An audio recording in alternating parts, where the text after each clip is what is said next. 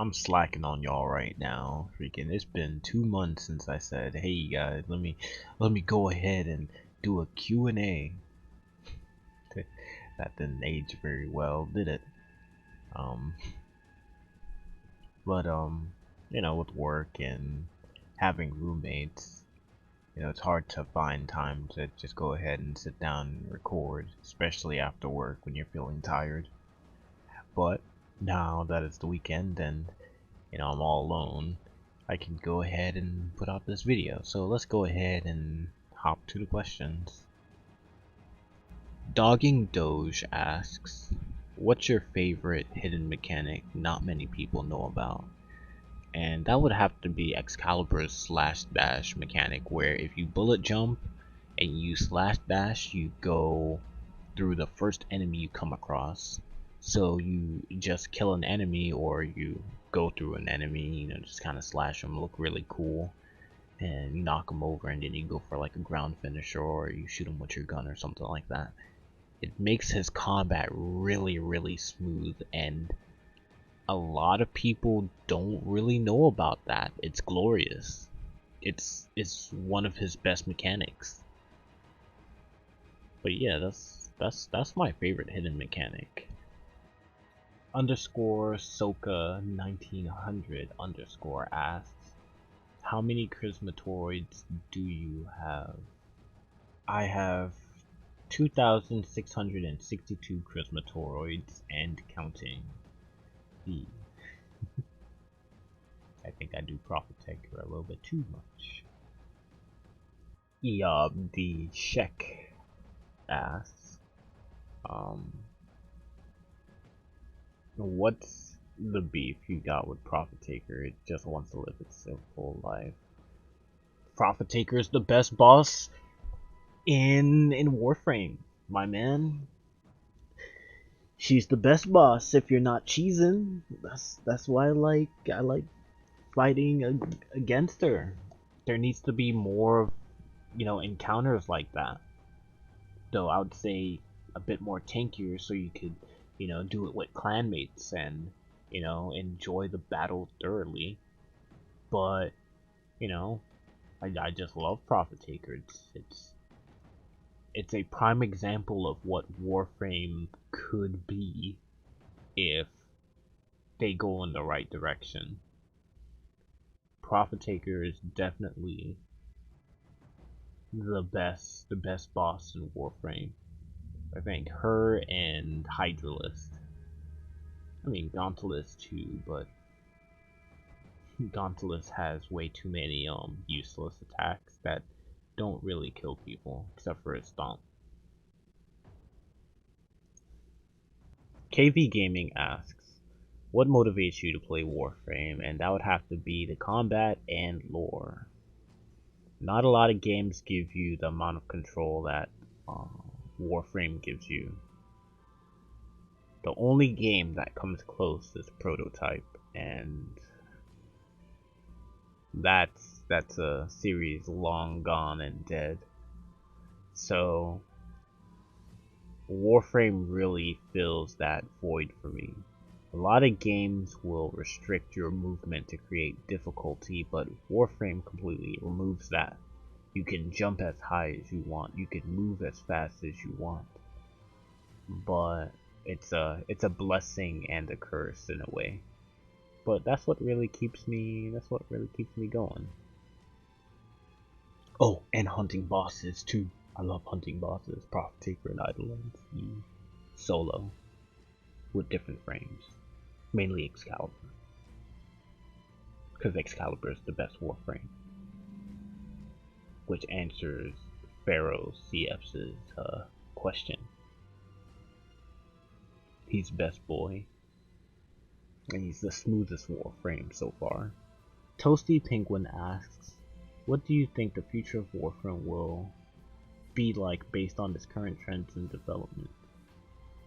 Warframe will end up like MapleStory, where it keeps on putting things in until it realizes what it wants to become, and by the time it realizes what it wants to become, everyone is gone because the previous updates pretty much pushed everyone away. For MapleStory, it was, server crashes, bugs, everyone was strong, leveling was a bit too easy, everyone was really powerful, and it just got more pay to win. For Warframe's case, though, it's the incomplete content, the fact that most content is added in and then forgotten, and then is never touched upon again. A lot of the issues that Warframe has can be fixed by little tiny things. For example, Imperium.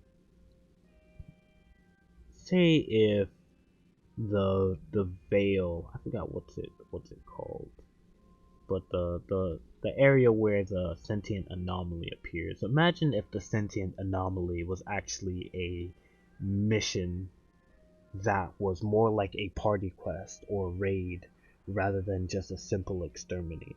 Imagine if the systems that you, or the rewards that you got from the end of railjack missions you can get from that party quest. You deplete the Murex's shields, and then you enter into the ship. You go around, you kill sentients, that's the objective, but it's also to destroy the immunodes that are there. You destroy the immunodes, and when you destroy all the immunodes, you reach this room unlocks, and there's this incomplete terror list, right? The things that wander around the plains of Eidolon, but this one is incomplete, it's still being rebuilt. That's the whole theme of sentience, is that they're trying to rebuild themselves. So this terror list is in the black pools of the Murex, and it's just there, and it's, it starts to become aggressive when you approach. It's trying to destroy you, unlike the ones on the plains of Eidolon, where they just simply, try to smack you away and then go about their day. This one is trying to kill you. But you notice you can't actually attack it, and the reason why you can't attack it is because there's two immunodes, really big immunodes, in separate rooms. And in these rooms, this may be like a survival where you have to survive against hordes of sentient enemies, while the immunode is actually attacking you as well. So while you're doing this survival, this immunode is actually trying to go ahead and destroy you and get you out of there, right? When you defeat these two immunodes, you can actually fight the Terrorlist, which is a boss on its own. Think, the Prophet Taker or Hydralist, but with more attacks and less lightning, more concentrated attacks that is aiming to kill. A lot of people just say, okay, well, we could just bring in these frames that can simply just heal, and we don't have to worry about anything. But what if there was more incentive on dodging? What if there was just more attacks that attack your stats rather than simply doing damage, lowering your duration, or your power strength, or your health and stuff like that? That would make the fight more challenging, rather than just simply saying, okay, well, we're just gonna have you get one shot like the Ropalolist. Imagine if there was a boss like that, a mix of Hydralist and Prophet Taker. Imagine if there was a boss kinda like that, and the rewards for killing this boss were the parts that you would get in the Veil Proxima. Maybe a little bit more, like the Ephemera, or the Umbral Forma that they just removed. The problem is that DE isn't thinking like that. They're thinking that, oh, every mission just has to be an exterminate. It just has to be an exterminate or a mobile defense. If they make their missions a little bit more based on action and rather than a simple task that they know Warframe can do particularly well, like Limbo, they won't have the issue of leaving people unsatisfied. And that's it. That's all. That's all. So as time goes on, and I hope that DE realizes that, you know, less is more, the game won't go anywhere. It really won't go anywhere. People still gonna be complaining about each update. They're not gonna be really satisfied. They're not gonna be pleased, and it's just gonna keep on going until the game dies. And that will be a sad day. That would be a very sad day. And so we head on to the next question, which is from Mason Nix. And it's, what are your thoughts on the Mele rework? And my thoughts is that it has no identity. It has absolutely no identity.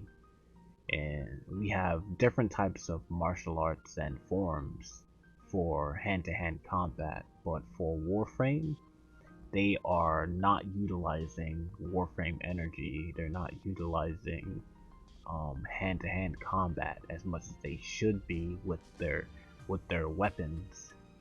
It's actually pretty sad, because if they actually manage to combine the two, they can create techniques and, you know, combat styles, which they really haven't done yet. I think the animators need some help with coming up with a template of what the combat of Warframe should be like. But yeah, that's about it. I think they need to call upon the art team to help them out.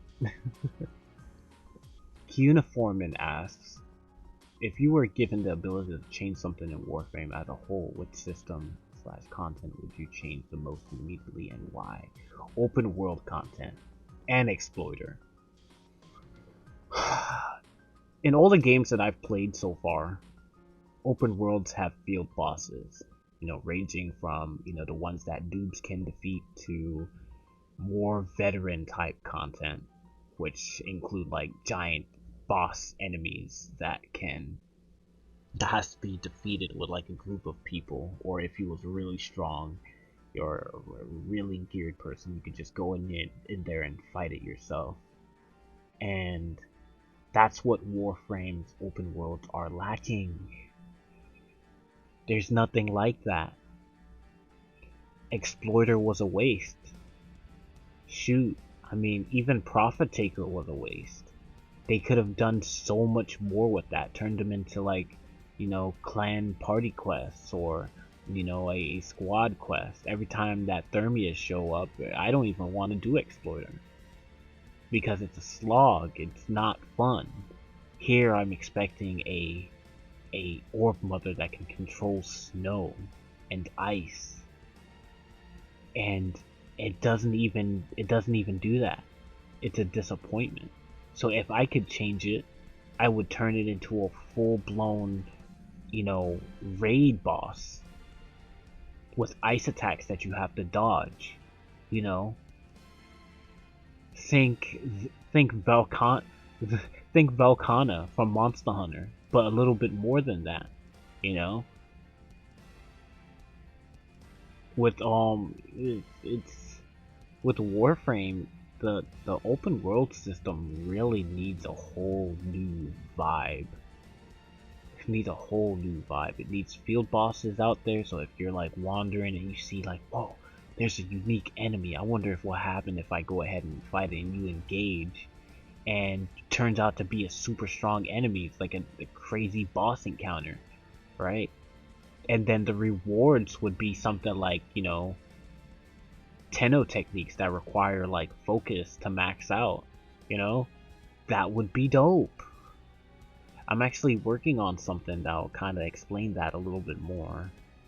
But yeah, I would definitely change the open worlds and the field bosses, cause man, it could be so much more, way more. Oscar asks, what makes a frame good or bad from your perspective?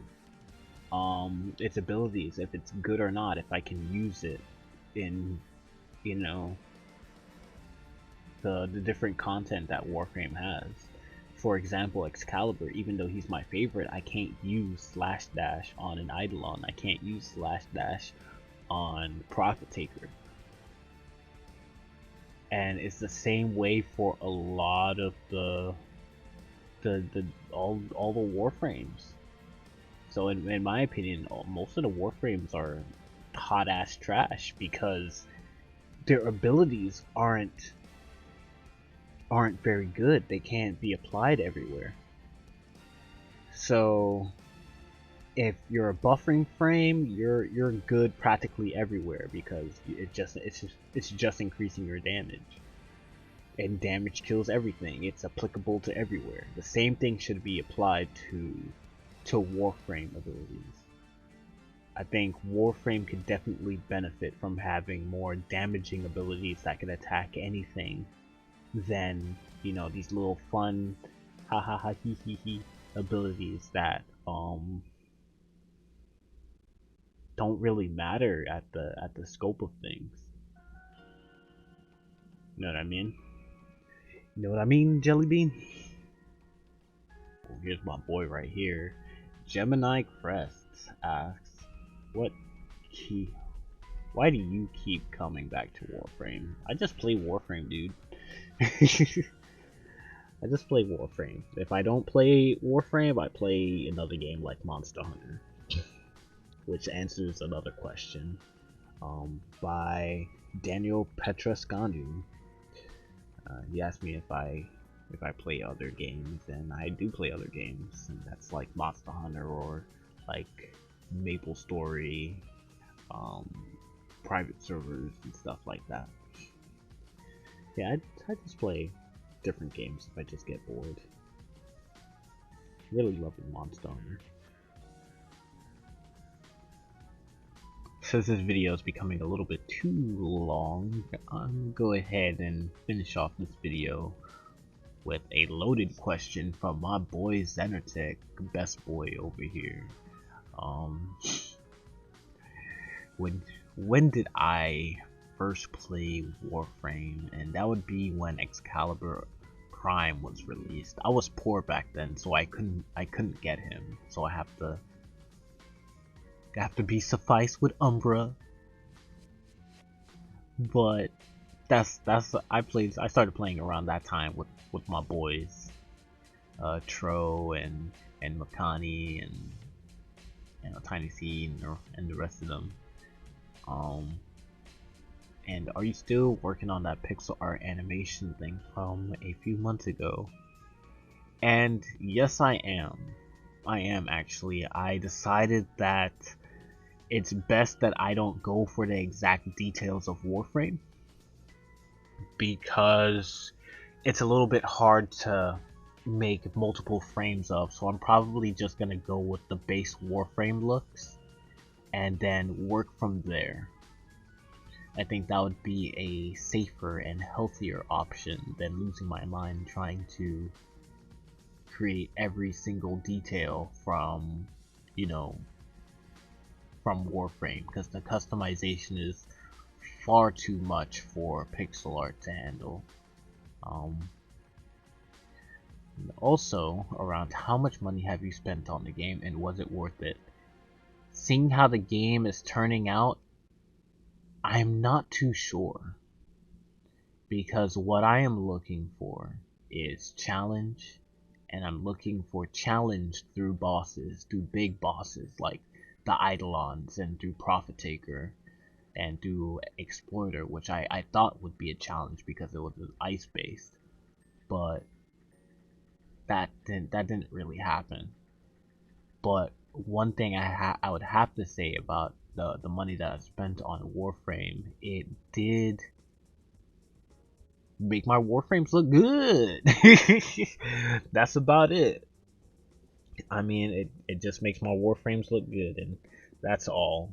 I'm not too sure if it's worth the fashion, worth the money buying like the Prime access stuff like that. I wouldn't think it's absolutely worth it unless you're a diehard, fashionista, which I kind of am, but I could have gone without it. But yeah, that's all for this video for now. Hope I answered some of your questions. I couldn't answer all of them because then it'll just be maybe like 45 minutes long. That was how long my last video was before I accidentally deleted all the video clips that I had. but but yeah, the other questions would probably be pretty good video topics I could do in the future, so I'll keep them and save them around and see what I can do with those. I think I might make the if I was a developer thing a series. That would actually be pretty good, don't you think? Maybe? No? Alright, well. Thanks for helping me and getting me to this point. I really appreciate all of you guys. But let's keep moving. Let's keep growing. See where we can go. See? Alright, later, y'all.